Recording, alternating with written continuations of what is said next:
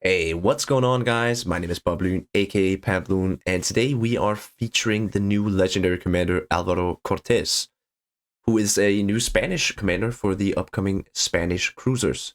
And today I was playing on the Andalusia, the tier 9, because was actually lucky enough to get both the tier 7 and the tier 7 and the legendary commander on my main account. So I decided I would like to test his skills on the highest tier that we've been provided, which is the Andalusia.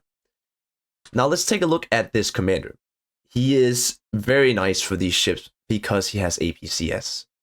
These ships are struggling a little bit with their penetration. They do have some pretty bad penetration values compared to their peers. We don't know about the tier 10 yet, but I can say right now that obviously having APCS Plus is going to make your experience on these cruisers a lot better.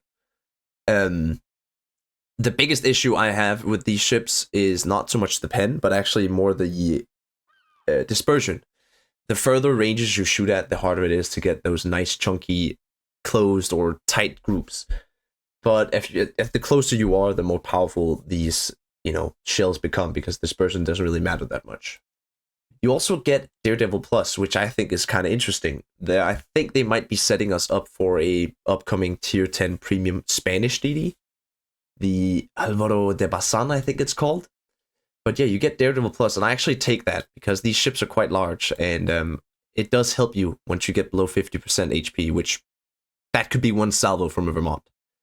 You get an increased heal, or a buff to your repair cooldown time, which is very nice. You don't have any precise aim or anything. We don't know if Castilla has that, but for now, you don't need to worry about Fire Supremacy or Marksman. Just go for the fully prepared and survivalist if you're on a normal commander. Taking Daredevil, I don't know. That's up to you. I take it because it's fun. We also get Adrenaline Rush. This is so nice to have because you both have torpedoes and main battery. And I'm assuming this also affects your first reload.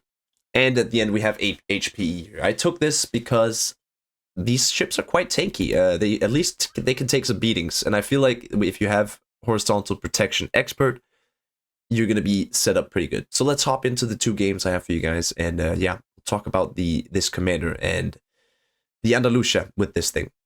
All right, well, here we are with the first game, and we got double Dalian in this one. So there's gonna be some very squishy targets to shoot at, which is what you want with this thing. Honestly, I've been playing this thing quite a bit now since it came out, and there's a lot of different opinions on these ships. We have the facts that it has pretty bad penetration values, at least the tier 9 here, and it's got some pretty bad dispersion. Along with that, bad AA, big target, so on and so forth.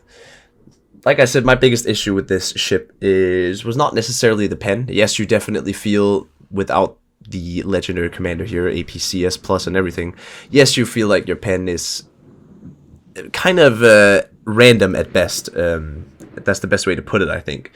Where if I was to compare this to anything, it'd be Hindenburg I compared it to, but Hindenburg's penetration does not feel as wonky as this. But when you have APCS Plus with the new commander here, you definitely feel an increase. When you're fighting stuff like battleships, Vermont, or FDGs, or GKs at long ranges, max range, I really didn't feel a difference. I honestly think this comes down to dispersion, because the further you get away from your target, the harder it is for these shells to stick together. And you're going to see that with these long-range salvos here. Now, the gameplay isn't anything special. It's pretty much just a review here of, is this commander necessary for these ships to work? I will say this, that as soon as I put on this commander, it felt like a much more consistent ship, but I will also say that it didn't really change much. It didn't make the ship go from B tier to A tier, in my opinion. It's pretty much still the same experience. So, in my opinion, you don't need Alvaro Cortez to, make this ship work. But he does have some very nice skills. Adrenaline Rush is also one of those skills that just helps so much, and is a really busted skill for any ship, to be honest. Now, the Daredevil here is also a little bit of an interesting skill as we use our burst fire to this to take out this bot here. I haven't really, I haven't had situations where I felt like, wow, okay, Daredevil Plus definitely kicked in here, but I'm certain it's helped me quite a bit in my gameplays today. I had a super hard time getting some decent gameplay for you guys because, well, just a lot of bot games really. But I did have an awesome game with Soulfire and Recall where you know, I met them randomly in the game, and yeah, that was, I got to test the Andalusia. Unfortunately, the corrupting recorded. The recording corrupted. Can you speak languages, Bob? So yeah, we don't have that gameplay, but here we're gonna test the, you know, how much pen do we actually get from this APCS Plus? Does it help us? Because fighting an FDG, even though it's a bot at closer ranges, is pretty dangerous with this ship. But we don't really have a chance or an option here in this situation. So I'm gonna go and send my first set of torps. Now, I talked about this in my other video about this ship. These ships is using the burst fire at the right time. I'm gonna use it here because I see all my torpedoes hitting, and I'm banking on getting a flood, which I did. And you know, bots they don't, you know, damage control anything. So I'm just gonna let this guy die. But if that was a real player, I would not have used my burst fire so early. You really have to be sure that you take out a target when you use it. So now we're just gonna sail up towards the enemy base here and, you know, see if we can get some shots on a Dalian. Squishy targets like this, once you get APCS Plus, that's where you really see the difference. Whereas when I was playing this without the commander, I felt like if I was shooting at a Jinan or a Sejong, Neptune, you know, those types of ships, that I just, even with the burst fire, that I just didn't get my money's worth. And it really was a lot more up to RNG than when you have the APCS Plus. When you have APCS Plus, it definitely feels like you can actually punch through these, you know, very lightly armored ships, and because you have 2 salvos, you can do some devastating damage to these ships. If I remember correctly, we are gonna meet a Dalian here. You can see the pink silhouette. I still don't know why they had fixed that, but we're gonna meet this guy.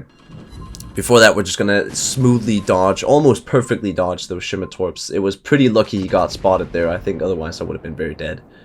I was not paying attention to him. But here we go. We got the Dalian pushing up now. I am gonna be turning my ship around, getting these guns ready, setting up the burst fire, making sure we're not aiming at the Black Shimmer.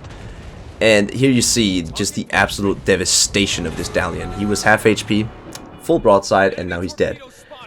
Sure, that could have happened without the commander, and maybe even without APCS, just the normal version, but I could feel a significant difference using the burst fire on cruisers with or without the commander. So I guess in some sense, you know, Alvaro Cortez is a very, very useful commander to have, but it definitely is not like Petro back in the day where you almost needed Stepan Makarov to make it work, or Goliath where you needed Jellicoe to make it work. I certainly didn't feel like that, but all this could be futile. You know, we're talking about a tier 9 here, guys. We're not talking about a tier 10. Typically, tier 9s are worse, right, than their tier 10 counterpart, even tier for tier. They just don't stack up, and they go up against tier 10s as well, so this is why it could feel underpowered. Here's in this next clip, I had to remove the sound because, well, I finally figured out what's making this weird static noise with my microphone, thanks to one of my viewers. And I think it's just because I'm a young lad, and this sounds like an issue from like back in the day when technology was just coming out. If I have my phone next to my microphone, it's gonna ruin my sound quality. So that's what happened here, and that's why there's no sound. But what you saw there was me trying and gambling that I was going to use the burst fire while Jinan was somewhat broadside. Now that resulted in me not doing any damage to him, and we all know Jinan has some pretty troll armor sometimes. And I think that's what we saw there, but this is where the ship is just absolutely handicapped. If you make a mistake, and it's not the ship's fault, it's your fault. If you make the mistake of not using your burst fire in the right time, and being too greedy sometimes, seeing an opportunity like I saw with the Jinan, you're going to be in a situation like this where you're forced to just reverse and wait. Your torpedo angles are quite bad. See them like a sow, you know, they're mounted on the rear, so you don't really have that much flexibility. You can see how hard it is for me and how much broadside I need to show just to get these off. But I'm hoping that I can kill this Jinan, and luckily we do. But the biggest, the reason I'm showing this clip here is because of this Schlieffen. This is a situation where we're going to get hunted by this guy, and we're not on a lot of HP. Luckily, Schlieffen has pretty bad dispersion. So I'm just going to try to stay as far away as I possibly can. And what we're trying to do here is you know, get in a kiting position. I don't know if you see that, but the turning radius, the turn time is quite good when you have Daredevil Plus on. I could just notice it by the way the ship turned here in this clip, that I could definitely see it now in post-production, how it actually does help. But yeah, we're down to our second heal. I'm waiting for my torpedoes here, because these torpedoes, man, they are your bread and butter for when stuff like this happens. I find myself using these torps a lot. So you might want to go for Giant Hunter Plus instead of Horizontal Protection Expert. The reason I went with it is for the testing. I actually think when I level up my Cortez Commander, you know, on my main account, I actually think I'm going to go for HPE Plus, because Castilla is a Napoli hull, which means it's pretty tanky. Napoli is a tanky ship, and Castilla will be as well, I hope. So I think I'm going to stick with HPE.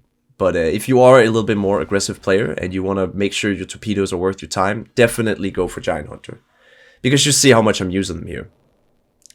Now again, I think HPE is doing the Lord's work here, maybe helping me a little bit with these Schlieffen salvos coming in, because we are so gosh darn low. I mean, one misstep here and we're dead.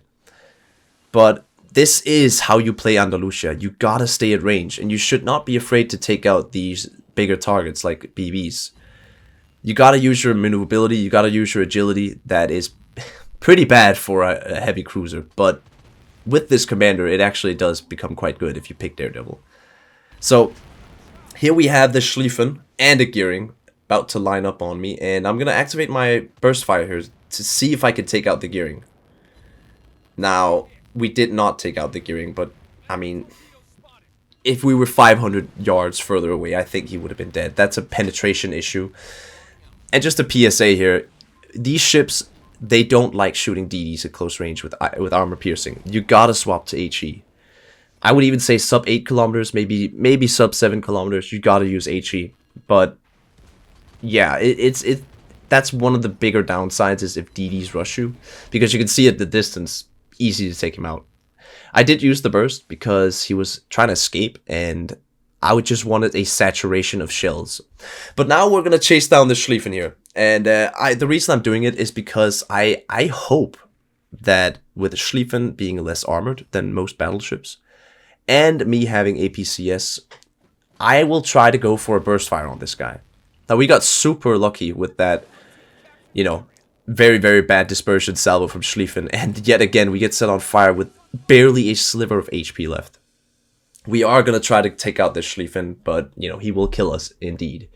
And this game is looking pretty close. I mean, the score doesn't say that it's close at all, but we have 2 caps. Well, we had. They're flipping it now, as I say that. But, you know, if we could take out the Schlieffen and the DD can take out 1 or 2 targets, I could have a chance here. Schlieffen is going to activate his sonar, and, like, this is the worst position I could be in. But the cool thing about Andalusia and the Spanish cruisers is that, you know, you can actually just, before you die, press a button and you shoot 2 salvos instead of 1.